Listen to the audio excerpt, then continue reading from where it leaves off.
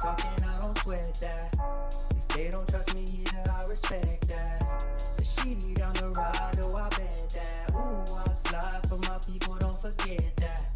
Don't forget that. Don't forget that. Ooh, I slide for my people, don't forget that.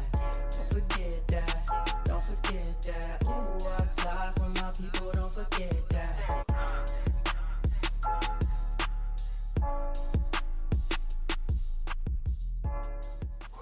Good morning, good afternoon, good evening. My name is JH. How y'all doing, Postal family? Is everybody good? Is everybody cool? Everybody clean? Are you crisp? Are you feeling irie today? Let's talk. Still don't feel really good. Got the nasal thing going on. Think I got a sinus infection. Got some emergency. Somebody dropped me off. But we're going to get into this video in a quick second. But I had a really interesting question. It was posed to me and I posed it back to somebody else. It was really funny. And I felt like I wanted to ask my postal family the same question. I want you to prepare for this question. Some of you may get embarrassed, but it's just a cute off-topic question.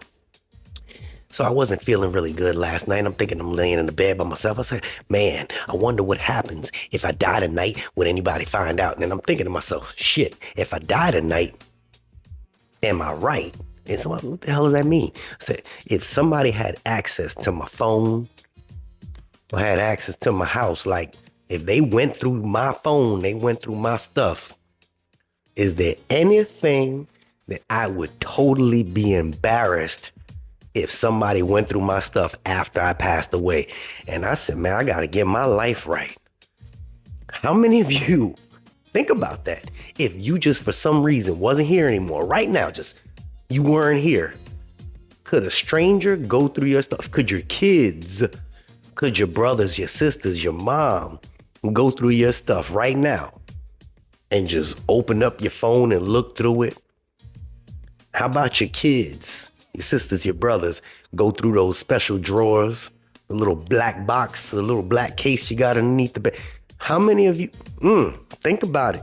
Well, leave your comments below. Remember, nobody here knows anybody. Ain't nobody judging nobody. I was like, man, I got to get my life right, boy. I got a lot of cleaning to do. Woo. But let's talk about this. And the reason I want to talk about this, I was listening to Angry Mailman because I watch his channel. There is no dislike between myself and him. Y'all got to get over that silliness. I still getting comments. Can't believe you did that. Humor. Lighten up. Everybody's panties in a bunch. I was watching this channel. He's talking about the contract and all that other good stuff. And I was listening. And I said, you know, there's something that I spoke about a couple years ago. Every time we deal through this whole thing with the contract getting ratified and then the whole long period of people where you don't have your contract and the back pay. So I'm going to touch on a couple things, but I want you to think for a second. And it's something that I didn't really think about. You're working without a contract for a while. Then you get something called retroactive pay. It's the money you're owed for the work you did during the time you didn't have a contract, right? When a new contract is finally ratified and any pay increases are applied retroactively, this means you get back pay for that specific period, right? Right. I want y'all to think about this for a second. If you're not getting those little increases at the moment and your pay is still the same, then all of a sudden you get your contract ratified and you get a little bump in pay plus that back pay that was supposed to be retroactive pay to you. It seems like more money than what it actually is. I want you to think about that. We're going to break down an example. Imagine your last contract ended January 2022 and you didn't get a new one until January 2024. Y'all ain't got one yet. During this time, you were working without a contract. When the new contract is ratified, it includes a pay increase of $2 per hour. This is just an example. This increase applied retroactively, so you get back pay for the entire 2 years you worked without a contract. That's how back pay works. Here's a quick breakdown with the numbers for for you kind of to understand. Works 40 hours a week for those 2 years. That's 40 hours times 52 weeks times 2 years, which equals 4,160 hours. With a $2 per hour increase, your retroactive pay would be 4,160 hours times 2, which equals $8,320. That's extra money you get for the work you already did. That's the work you already did. But here's the key point. This isn't really a bump in your pay. It's not a bonus or a sudden increase. It's actually what was owed to you all along. The term bump in pay can be misleading because it makes it sound like you're getting something extra. In reality, it's just catching up on what you should have been paid if the contract had been ratified on time. Retroactive pay ensures you're fairly compensated for your work, even if there was a delay in getting the new contract. It's not a bump in pay. It's what you were owed all along. I hope this helps you understand what retroactive pay is. So let's just say you got that little $2, okay? But you were owed that already. And then they say, okay, you got a $2 raise. Oh man, we got a $4 an hour bump in our pay. No, you really didn't. You really didn't. I don't want you to think what they show you is really what it is. It's a facade. If I'm stuck at $20 an hour for 2 extra years, and then all of a sudden they give me $4 4 years later, but all along I was supposed to be getting 22 between those 2 years. Something ain't right. You only got $2 an hour raise.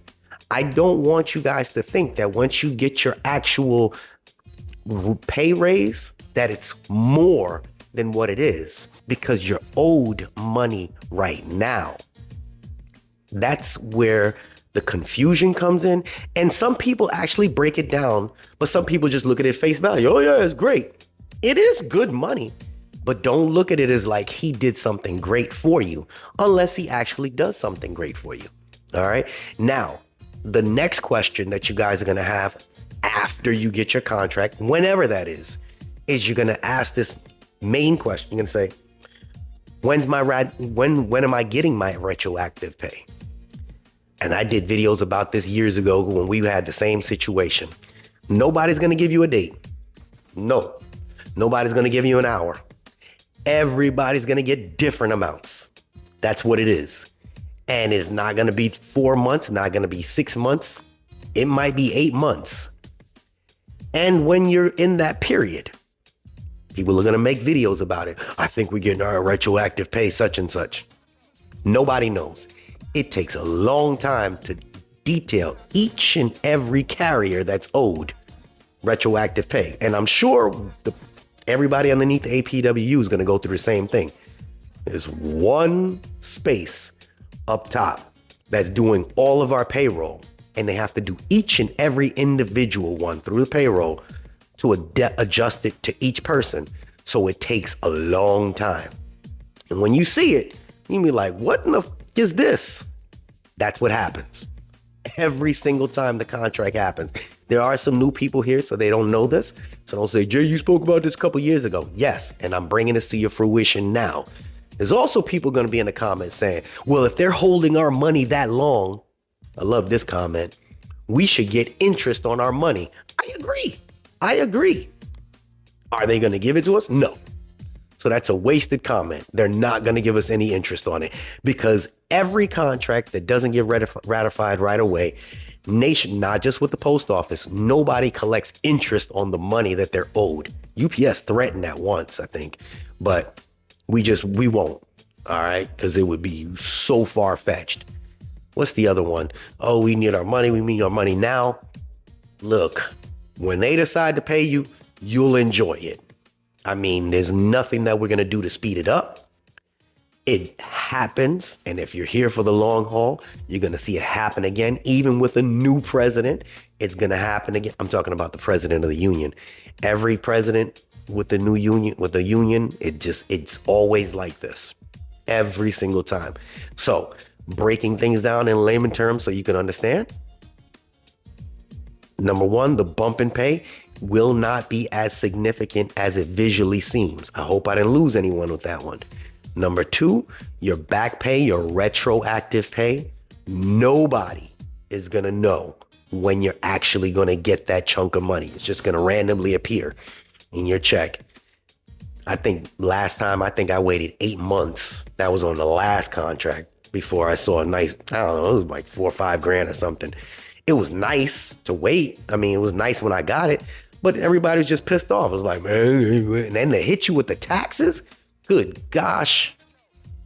So people are going to be pissed when you get it. So if you see, and you can't calculate it, there's no way you're going to calculate it unless you got this mind of a genius and you go back through every single one of your own pay stubs and look at every one of the hours you worked, every night differential hour. There's a lot that goes into it. So I know one guy that did it, and he's just a mathematician. His mind was on money, but so it's just one of those things where your hands are tied. Don't shoot the messenger. That's just what it is. People that have been here for 15, 20, 30 years have seen it over and over and over again. And if you look in the comments, you ain't gotta believe me. If you look in the comments, you notice the ones that are speaking about this so heavily are typically the ones that have been with the post office 10 years or less. So they haven't gotten to experience this whole foolery with double contracts or back pay, because I believe the carrier contract is like 4 years. With the APWURs, they're every 3 years. So we see it more frequently than the carriers. So if you've been here less than 9 years or 8 years or whatever, you haven't gone through this experience, or you came in the first time you came in, you were at the tail end of it. Now you're going through it. So just keep that in mind. And y'all go for it in the comments section, but that is what it is. So again, don't believe that facade of that initial pay bump, because think in your head, it's just not what it is. It's like, oh man, I've held your money this long. Now I'm giving it back to you plus $1 extra. It's a lot of money, right? Nah, bitch, you owed me all this before. Think about it. All right. This is JH. I'm already playing some music loud outside. And yeah, I'm out. Leave some comments about that funny little question that I had in the beginning. All right. We out. Unexpected expenses stressing you out? Get the money you need now with Loans for Feds, a program designed specifically for federal employees. Bad credit is not a problem. Application is fast and easy with same-day approvals. Apply now.